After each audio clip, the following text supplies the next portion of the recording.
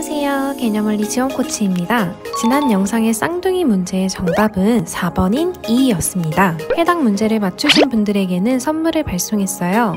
모두 축하드립니다. 자, 지난 영상에 이어서 오늘은 2022년 고3 3월 학력평가 3번 문제를 가지고 왔습니다. 그럼 한번 확인해 볼까요? 자, 그럼 문제를 한번 볼게요. 이 문제에서는 등차 수열에 대한 개념이 사용되었는데요. 문제에서 특정 항에 대한 정보를 줬고 구하라고 하는 건 첫째 항의 값이네요. 우리 문제를 풀기 전에 문제에 대한 개념 한 번만 살펴볼게요. 먼저 볼 개념은 등차 수열의 일반항이에요. 우리 일반항이라고 하면 보통 AN이라고 표현을 했었죠. 여기 써 있는 것처럼 첫째 항이 A, 공차가 D라고 했을 때 우리 일반항 AN은 어떻게 표현을 했어요? 첫째 항 더하기 N-1에 공차를 곱해준 꼴로 썼었고요. 그랬을 때 우리 이 일반항은 언제나 N에 대한 1차식으로 나온다는 거 알고 있죠? 이건 기본이에요. 그리고 이때 N이 1이 됐을 때 첫째 항이죠. A1 첫째 항은 언제나 이렇게 A 플러스 B의 꼴만 남게 될 거고요. 이때 공차는 N에 곱해져 있잖아요. 그래서 문제에서 만약에 일반항이 AN이 라지 A N 플러스 라지 B의 꼴로 줬을 땐 우리 N 앞에 붙어있는 요 A가 공차가 된다는 거 알고 있어야 돼요. 그리고 문제에서 항 또는 항의 관계가 주어진 등차 수열을 줬을 땐 우리 오늘 볼 문제랑 같아요. 이럴 땐 우리 일반항을 구하면 문제를 훨씬 더 쉽게 풀 수가 있고요. A와 D에 대한 식, 첫째 항과 공차에 대한 식으로 표현을 한 뒤에 연립해서 문제를 풀면 문제를 아주 쉽게 풀 수 있을 거예요. 그러면 우리 문제 한번 같이 풀어볼게요. 우리 이 문제에서 AN에 대한 첫째 항을 문제에서 준 대로 A1이라고 해보고요. 그리고 문제에서 준 AN의 공차를 우리 D라고 해볼게요. 그랬을 때 문제에서 준 첫 번째 조건 A4는 우리 앞에서 배웠었죠? 어떻게 표현할 수 있다고? 첫째 항 더하기 N-1이니까 3D라고 표현할 수 있겠고요. 그리고 문제에서 준 두 번째 조건 2 곱하기 A7이 A19랑 같대요. 얘도 우리 일반항으로 표현을 해볼까요? 그러면 첫째 항 더하기 6D가 될 거고요. 첫째 항 더하기 18D가 되겠네요. 얘를 정리해 줬더니 A1 마이너스 6D가 0이 됐네요.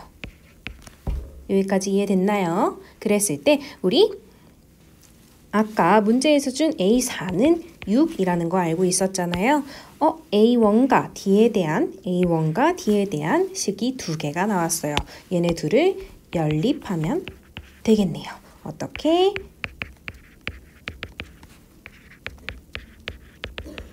요렇게 그랬더니 우리 구하고 싶은 A1을 바로 구할 수가 있을 것 같아요.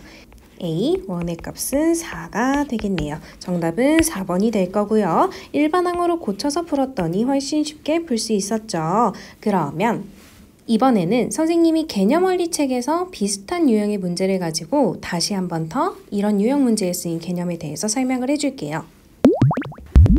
이번에도 등차 수열 AN에서 두 가지 조건을 줬고요. 문제에서 구하라는 건 이번엔 첫째 항이 아니고 A의 30번째 항의 값을 구해달라고 했네요. 그러면 우리 또 일반항으로 표현을 하기 위해서 이 등차수열 AN의 첫째 항을 A라고 해보고요. 그리고 공차를 D라고 해볼게요. 그랬을 때 첫 번째 준 조건 어떤 거? A의 8번째 항은 우리 첫째 항 더하기 N-1이니까 7D가 몇이라는 거? 26이라는 거 알 수 있겠고요. 두 번째 조건 어떤 거였죠? A6 대 6번째 항 대 10번째 항이 5대 8의 비율을 갖고 있대요. 안에 것끼리 곱한 게 밖에 것끼리 곱한 것과 값이 같다라고 해서 A6 이게 5에 A10이랑 같다 라고 하면 우리 얘네 둘도 일반항으로 표현을 해봅시다. 그러면 첫째 항 더하기 5D가 될 거고요. 5에 첫째 항 더하기 9D가 될 거예요. 정리를 해봤더니 얘는 3a-5d 이게 는 0이 되겠네요. 그랬을 때 우리 또 찾았네요. 어떤 거?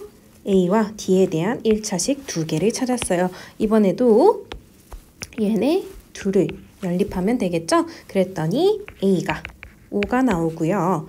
d가 3이 나왔어요. 이랬을 때 우리가 구하고 싶은 건 이번엔 첫째 항이나 공차가 아닌 어떤 거? 30번째 항이 알고 싶잖아요. 30번째 항은 첫째 항 더하기 n-1이니까 29d가 되겠고요. 각각 대입을 해주면 답이 92가 나오겠네요. 정답은 3번이 되겠어요. 이해됐나요? 앞으로 이런 문제를 만나면 등차 수열의 일반항 먼저 구하는 거 잊지 말아야 돼요. 마지막으로 선생님이 비슷한 유형의 문제를 만들어 봤어요. 문제가 나오면 영상을 잠시 멈추고 천천히 풀어보면서 이 개념들을 적용을 해보세요. 혹시 궁금한 게 있다면 언제든지 댓글로 달아주세요. 그러면 다음 문제에서 만나요. 안녕.